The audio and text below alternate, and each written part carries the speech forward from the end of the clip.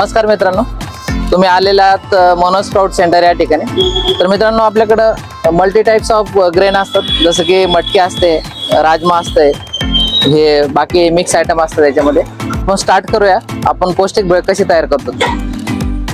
सर्वात प्रथम मित्रांनो, याच्यामध्ये मूग वगैरे असतात, त्याच्यामध्ये भिजलेले शेंगदाणे वगैरे असतात, कारण भिजलेले शेंगदाण्यामध्ये गुड कोलेस्ट्रॉल वगैरे असतात, तर ते पौष्टिक असतात खूप. त्याच्यामध्ये शेंगदाणे वगैरे आपण ऍड करू. त्याच्यामध्ये मटकीचे स्प्राउट पण आपण ऍड करू शकतो.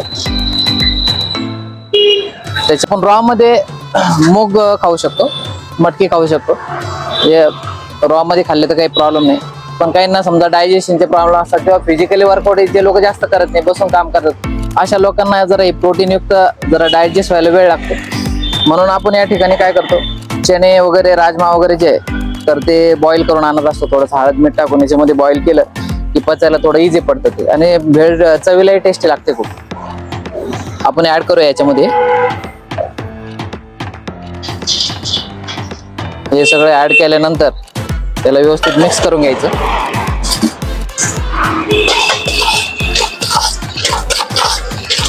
मिक्स वगैरे झालं व्यवस्थित.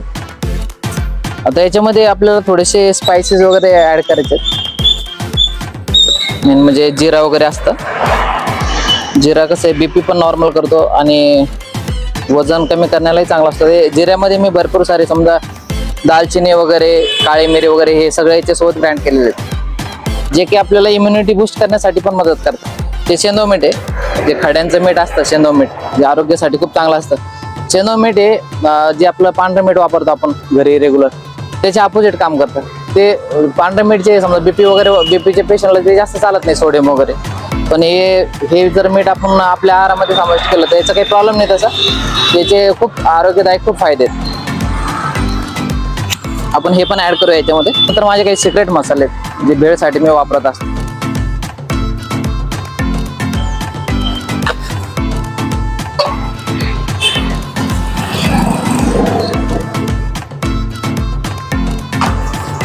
मसाले थोडे कमी वापरले तरी चालते.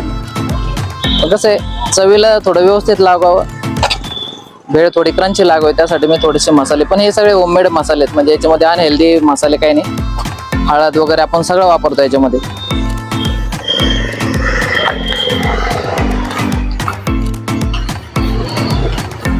मसाले वगैरे टाकून झालेले आहेत सगळं. त्याच्यामध्ये आपल्याला सॅलड ऍड करायचे.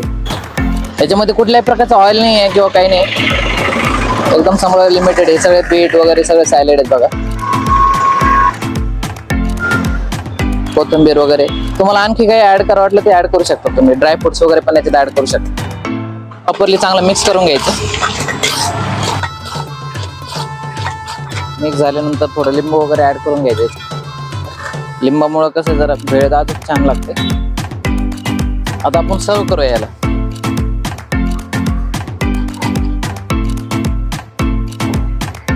छान अशी आपली भेळ तयार झालेली आहे, तुम्ही बघू शकता त्या ठिकाणी. दर्जेदार माल जे काही ब्रेकफास्ट मी करतो त्याच्यामध्ये मिक्स करून खातो हे 4 आयटम. त्यामुळे अगदी हेल्थ चांगली असते, आरोग्यासाठी चांगलं असतं. त्यामुळे प्रत्येकाने खावं, आरोग्य चांगलं राहतं.